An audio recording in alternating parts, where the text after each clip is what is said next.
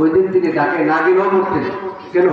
কোরআন কারীমের একাধিক আয়াতে আল্লাহ তাআলা বলছেন যে প্রত্যেকের জন্য মরণ নির্দিষ্ট সময়, প্রত্যেকের জন্য মরণের নির্দিষ্ট সময় আছে।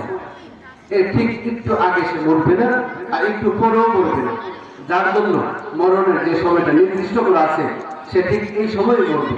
সূরা আরাফে 34 নম্বর আয়াতে আল্লাহ তাআলা বলছেন, ওয়ালিকুল্লি উম্মাতিন আজাল ফাইযা জাআ আজালুহুম ফালা ইস্তাখিরুনা সাআতাও ওয়ালা ইস্তাকদিমুন। আল্লাহ তাআলা বলছেন, আমি প্রত্যেকের জন্য মরণ নির্দিষ্ট করে রেখেছি। ফাইযা জাআ আজালুহুম লা ইস্তাখিরুনা সাআ ওয়ালা ইস্তাকদিমুন। যার জন্য মরণের সময় যেটা নির্দিষ্ট করা আছে, সে ঠিক ওই সময়ই মরবে। তার মরণটা তার কাছে সামান্য একটু আগেও আসবে না, আবার সামান্য দেরিও করবে না, ঠিক সময় মতো আসবে। আল্লাহ, এই জন্য ভাইয়েরা, আমাদের কার মরণ কোন সময় আমরা জানি না।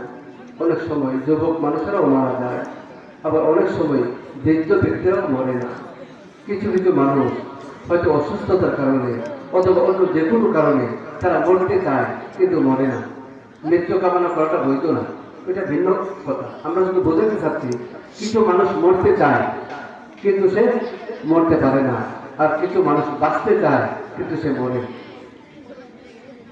মূল কথাটা হলো, আল্লাহ তাআলা আমাদের জন্য মরণের সময়টা নির্দিষ্ট করে রেখেছেন, কিন্তু আমি জানি না আমার মরণের সময়টা কোনটা। আমি জানি না আমার মরণ কত সালে হবে, আমি জানি না আমার মরণ কোন মাসে হবে, আমি জানি না আমার মরণ কোন সময় কোন দিনে হবে, এটা আমি জানি না, কিন্তু আল্লাহ তাআলা জানেন এবং এটা নির্দিষ্ট করা আছে। এবং আল্লাহ তাআলা স্পষ্টভাবে জানালেন যে ওই নির্দিষ্ট সময়ই আমাদের কাছে মৃত্যু আসবে।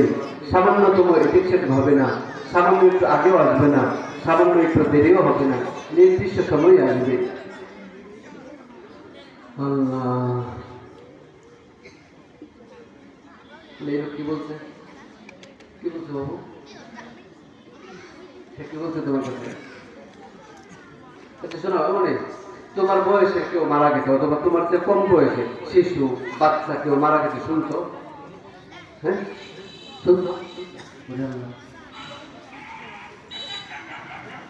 মানে আমরা অনেক সময় মনে করি যে আমার বয়স হলো 20 বছর, 15 বছর, 30 বছর, 40 বছর, আমার মরণের সময় কি এখনো হয়নি।